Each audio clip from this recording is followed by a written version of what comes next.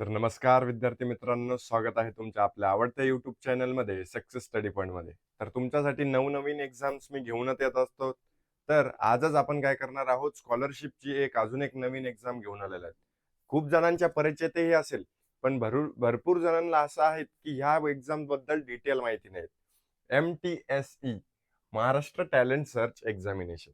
आता ही नाव तर भरपूर जणांनी ऐकलंय, पण कोण भरतात, तिचा फॉर्म कोणासाठी असतात, परत फॉर्म कसा भरतात, सिलेबस काय असतो, परत याच्यात ह्या जागा कधी निघतात, स्कॉलरशिप कधी निघते, फॉर्म कधी फिलअप करावा लागतो, भरपूर साऱ्या प्रश्न असतात.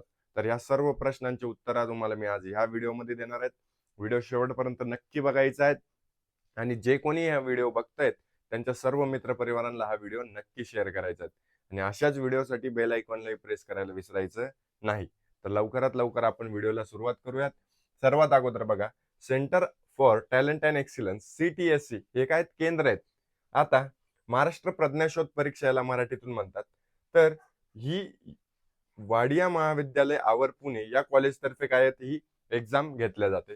महाराष्ट्र टॅलेंट सर्च एक्झामिनेशन, बरोबर, त्यालाच आपण म्हणतो MTSE ही एक्झाम, बरोबर. आता त्याची ऑफिशियल वेबसाईट वगैरे तुम्हाला इथे दिलेले आहेत. या नंबरवर कॉल करूनही तुम्हाला व्यवस्थितरित्या याच्याबद्दल अधिक माहिती घेता येणार आहेत. आता आपण जी माहिती आहे ती बघू.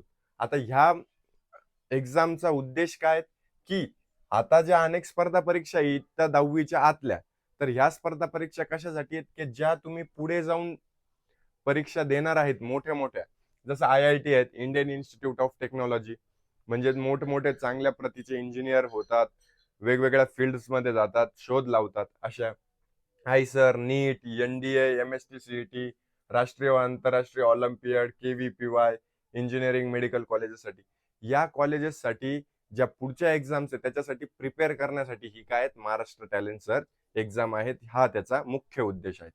त्याच्यानंतर आता माहिती पत्रक. आता ही कोणाकोणासाठी आहेत आणि याचा अभ्यासक्रम काय काय आहे. याचा अभ्यासक्रम काय आहे, जो 8वी 9वी 10वी साठी ही परीक्षा आहे. कितवीसाठी? 8वी 9वी 10वीच्या विद्यार्थ्यांसाठी.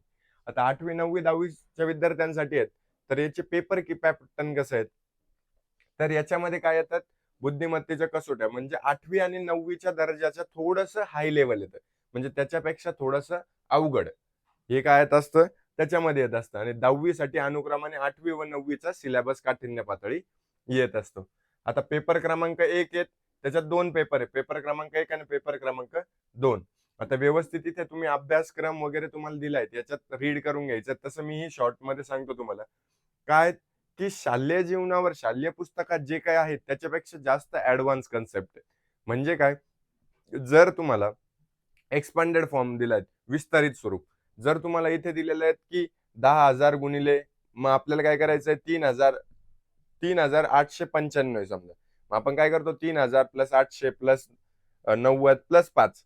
तर ऍडव्हान्स मध्ये 3 गुणिले 1000, 5 गुणिले 100 असं. तर म्हणजे थोडं थोडं ऍडव्हान्स स्टेप मध्ये जातं. मग त्याच्यानंतर मुलाखतही तुम्हाला याच्यात असते. मुलाखत तुम्हाला 10वी, फक्त 10वीच्या विद्यार्थ्यांसाठी मुलाखत असते. आणि 10वीच्या मुलाखतचा अभ्यासक्रम कसा आहे, तुमच्या सोशल लाईफवर विचारला जातात, तुमची पर्सनल लाईफ कशी आहे, तुमची कॉमन प्रेझेन्स ऑफ माइंड कसा आहे, या सगळ्या गोष्टी काय केल्या जातात इथे, चेक केल्या जातात. तुमचा छंद, स्पर्धा, अभ्यासाचे वेळ वगैरे सर्व गोष्टी याच्यात तुम्हाला हे करतात. आता इथे त्यांची परीक्षाबद्दल माहिती दिलेली आहे. हे पेपर वगैरे समजले तुम्हाला काय काय आहेत? आता शालेय प्रबंध कसोटी वगैरे बघा. आता इथे उपक्रमाचे साध्य, जे तुम्हाला मी वरती सांगितलं, काय काय कशासाठी ती एक्झाम, की तुम्हाला पुढच्या एक्झामसाठी बळकट बनवण्यासाठी काय आहेत, ही एक्झाम आहेत. अशा स्वरूपाचे UPSC, MPSC, JEE, नीट, IIM, CDS, SSC, bank, net, set, या सगळ्या एक्झाम्स बद्दल तुम्हाला माहिती असली पाहिजेत, की पुढे जाऊन ह्या एक्झाम्स कशासाठी आहेत. त्याच्यानंतर आता दुसरं आहे काय, परीक्षाचे माध्यम. आता परीक्षाचे माध्यम खूप महत्वाची गोष्ट आहे. इंग्रजी, मराठी, उर्दू, हिंदी, चारही माध्यमात तुम्हाला देणार. म्हणजे काय, इंग्रजी विद्यार्थ्यांना पण, मराठीतल्या पण, उर्दू आणि हिंदी चारही माध्यमातून तुम्हाला काय याचा फॉर्म भरता येणार आहे.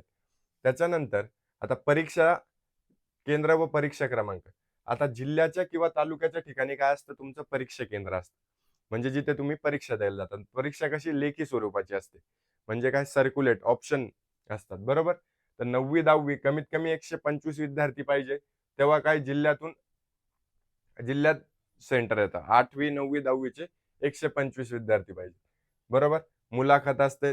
आता याचा डिटेल अभ्यास करायचा आहे, मुलाखत काय, अजून जर काही डिटेल्स अडचणी असतील तर मला कमेंट बॉक्समध्ये कळवा. तसं आपण सर्व काही बघतोच आहे. परीक्षेत कोणाला बसता येईल? आता परीक्षेत कोणाला बसता येईल? 8वी 9वी 10वीच्या विद्यार्थ्यांना परीक्षेत बसू शकतात. परीक्षेचे स्वरूप कसं असतं? 8वी 9वी परीक्षेचे स्वरूप सारखेच असतं. सर्वांना काय सारखेच परीक्षेचे स्वरूप आहे. बहुरूपी पर्याय म्हणजे काय, 4 ऑप्शन्स दिलेले राहतात, त्याच्यापैकी सर्क्युलेट करायचं राहतं. आणि काय, 2 लेखी पेपर. 2 लेखी पेपर असतात. पेपर 1, पेपर 2 आणि दोघी काय राहतात सलग 3 तासात. म्हणजे एक झाला की नाही, म्हणजे दीड तासाचे 2 पेपर असतात. व्यवस्थित लक्ष ठेवायचं फक्त. आता हे मुख्याध्यापकांचं हे आपल्या काही कामाचं नाही. त्याच्यानंतर आता बघा प्रश्नपत्रिकाचे स्वरूप. प्रश्नपत्रिकाचे स्वरूप कसं असतं? 8वी 9वी 10वीला सारखंच. पेपर क्रमांक 1 असतो काय? मानसिक क्षमता कसोटी. 100 प्रश्न, 100 गुण, 90 मिनिट. पहिला पेपर. बरोबर? किती? मानसिक क्षमता कसोटी 100 प्रश्न, 100 गुण, 90 मिनिट. पेपर क्रमांक 2 शालेय प्रवणता कसोटी विज्ञान. आता विज्ञानात काय, भौतिकशास्त्र, रसायनशास्त्र, जीवनशास्त्र, फिजिक्स, केमिस्ट्री, बायो. 15, 15, 10, 40 प्रश्न येतात. सामाजिक शास्त्र, इतिहास, भूगोल, नागरिकशास्त्र, history, geography, history, geography, civics. किती? 40 प्रश्न. तुम्हाला व्यवस्थितरित्या डिवाइड पण करून दिलेले आहे. किती छान पद्धतीने सांगितलंय बघा. गणित, बीजगणित, अंकगणित, भूमिती, अल्जेब्रा, जॉमेट्री. किती? 20 प्रश्न. म्हणजे 100 प्रश्न, 100 गुण, वेळ आहे 90 मिनिटं. हे व्यवस्थित पेपर क्रमांक 2चं स्वरूप. म्हणजे एकूण काय, 200 प्रश्न, 200 गुण, 180 मिनिटं. 8वी 9वी 10वी साठी मुलाखत नाही, इंटरव्ह्यू नाही. 10वीच्या विद्यार्थ्यांसाठी 50 मार्काचा काय इंटरव्ह्यू. 50 मार्कात तुम्हाला इंटरव्ह्यू मध्ये काय विचारणार आहे हे मी तुम्हाला तिथे सांगितले. आता आता इथे काय दिलेत बघा.